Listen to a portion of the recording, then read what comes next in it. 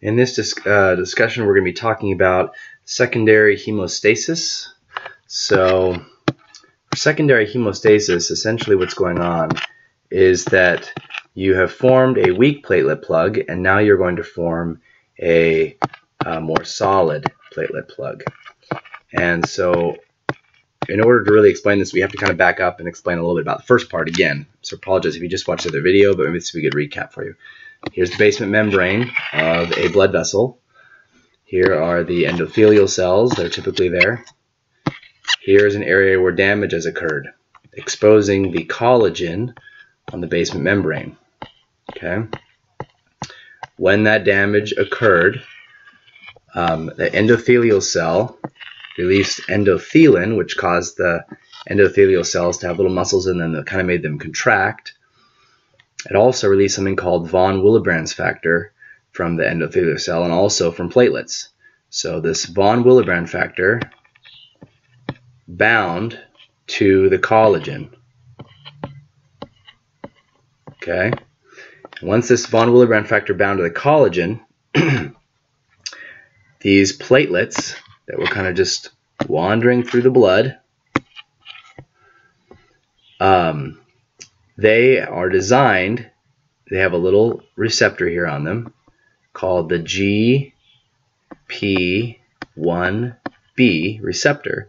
And this receptor specifically is designed to bind to this von Willebrand factor, which is supposed to the collagen. So now, these GP1B receptors on these platelets bind to the von Willebrand's factor. So this kind of covers this little area up where the basement membrane is exposed. Then the platelets release a couple things. One thing they release here is called thromboxane A2.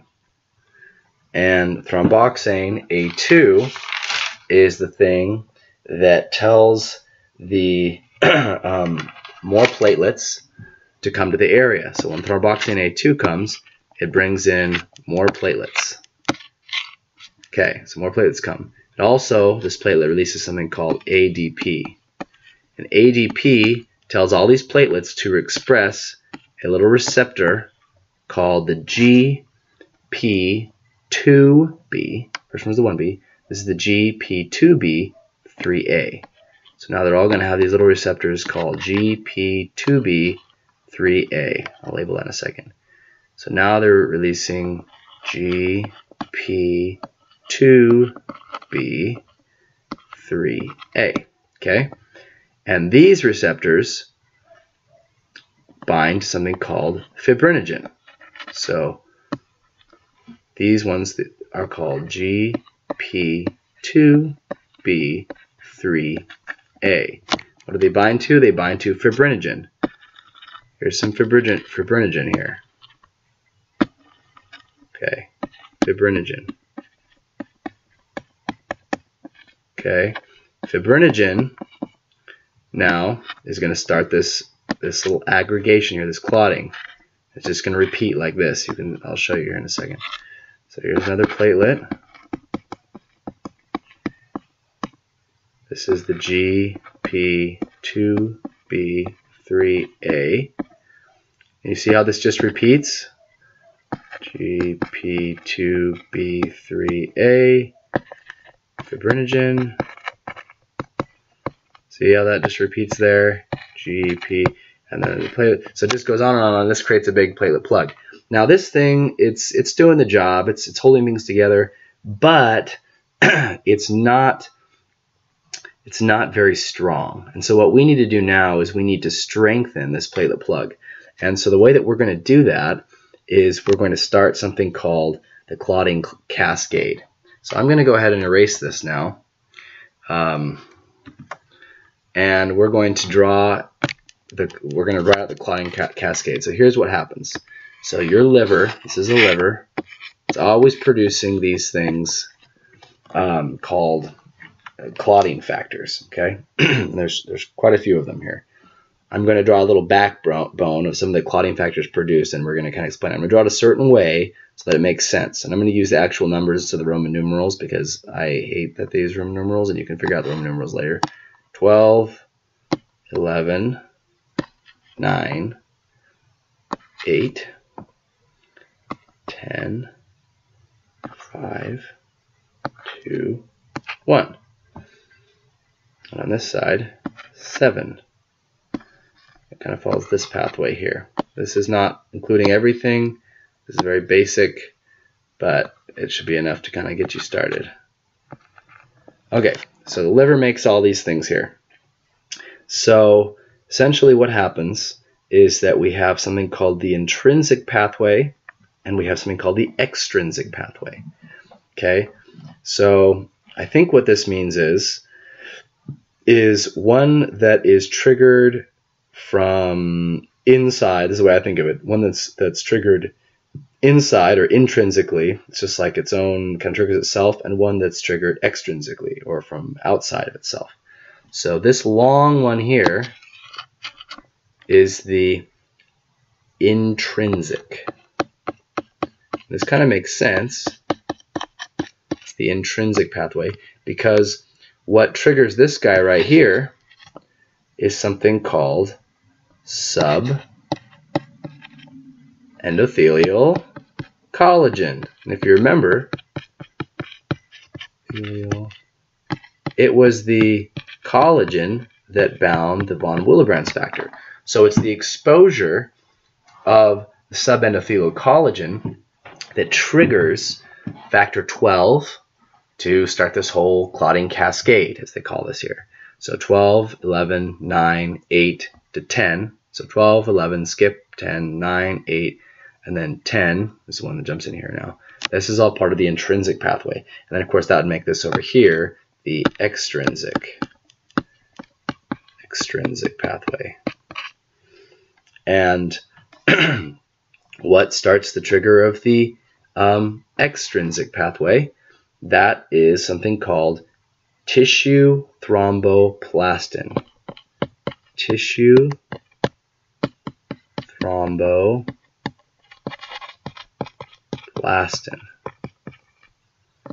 That's what triggers 7. 7 goes to 10, and 10 goes to 5, 5 goes to 2, and 2 goes to 1. Okay? So tissue thromboplastin triggers the extrinsic one. Now, one thing you could think of is the acronym for tissue thromboplastin is TT, okay? And that's shorter than the acronym for subendothelial collagen, which is subendothelial collagen. So SEC is longer than TT, so that's the longer pathway. It's the intrinsic one.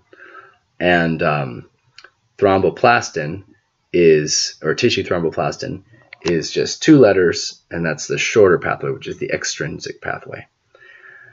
Also, you got to kind of get a knowledge of something called the PTT and the PT. Okay, these are basically ways of measuring how a person bleeds. I know it's kind of, I'm not going to go into it, but just understand that PTT goes with the longer one, SEC, and PT goes with this shorter one, the tissue thread. So it's a way of measuring how fast it takes for this thing to occur, and if there's shortage of certain factors, then it's not going to occur as quickly, or it won't occur. So if when you're doing the PTT, it's checking to see if the intrinsic pathway is intact, and when you're doing the PT, you're checking to see if the extrinsic pathway is intact. Does that make sense? Hopefully. Next, also heparin, which is a drug that interacts with this, is the one that's going to interact here on this intrinsic subendothelial collagen PTT pathway. And Coumadin, I don't know if I spelled that right, sorry if I didn't, is going to be the one that is on this extrinsic tissue thromboplastin PT pathway. And ultimately, the goal of what's going to happen here is that this is all going to go down to this guy here, and that ultimately is going to trigger something called thrombin. And thrombin is going to go do this whole little pathway thing that's going to end up causing fibrinogen. I guess I should probably draw it this way. Fibrinogen into fibrin.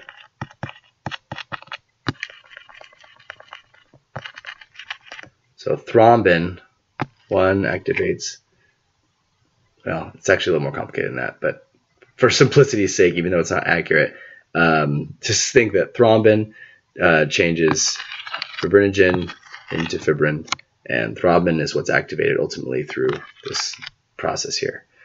And it's the fibrin that is like it's like if this is fibrinogen is like a bunch of these units together, fibrin is like the individual little subunits that get broken apart. They're kind of broken apart here. And these fibrin goes into that clot that I drew earlier, goes into this guy, and it like stabilizes the whole thing. So that, like, here's the little fibrin guys, they all come in here and they stabilize this whole thing, and they make it like a, you know, really good, hard, strong mass. All right, that's everything for now.